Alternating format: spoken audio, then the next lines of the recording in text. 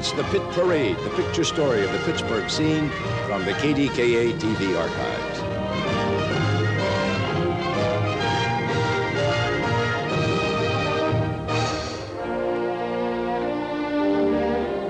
Two words Pittsburgh hated to hear together, steel strike, were topping the headlines this week in 1952. And it wasn't just in Pittsburgh. From the East Coast to the West Coast, from north to south, every last member of the United Steelworkers of America had walked off the job. The reason? A government takeover.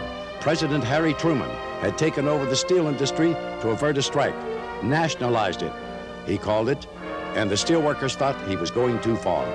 The United Steelworkers president ignored Truman's orders and called a walkout anyway. The American flags which flew over the plants in Pittsburgh had been taken down.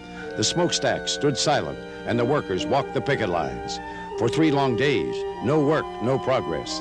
Then on the 3rd day, the United Steelworkers and the United States of America struck a compromise. The Pit Parade cameras were there when the men and women on the picket lines got the word to go back to work. How do you feel about going back to work? Well, we're very happy to go back to work. I owe everybody and his brother, and it's about time I paid him. Okay, thank you very much. Thousands of Pittsburgh steelworkers had money in their pockets again, and now they knew what they were spending it for. The Office of Price Stabilization passed a law this week requiring all restaurants, taverns, boarding houses, even hot dog stands to post their ceiling prices in the window. You could not be charged more than what the sign said. It was the law. Law and order had come to the Pirates this week. Bucko's manager, Branch Rickey, was deputized by the county sheriff this week.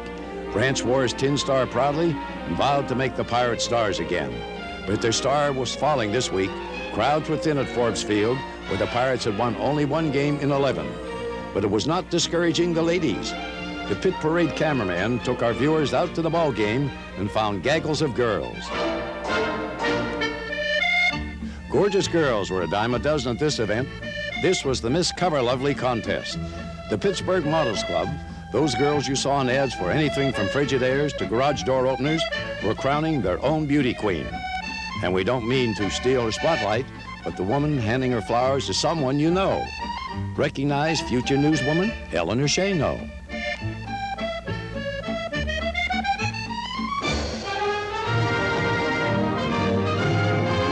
They were lovely to look at this week in 1952. And saying cheerio on video, Bill Burns for Pit Parade.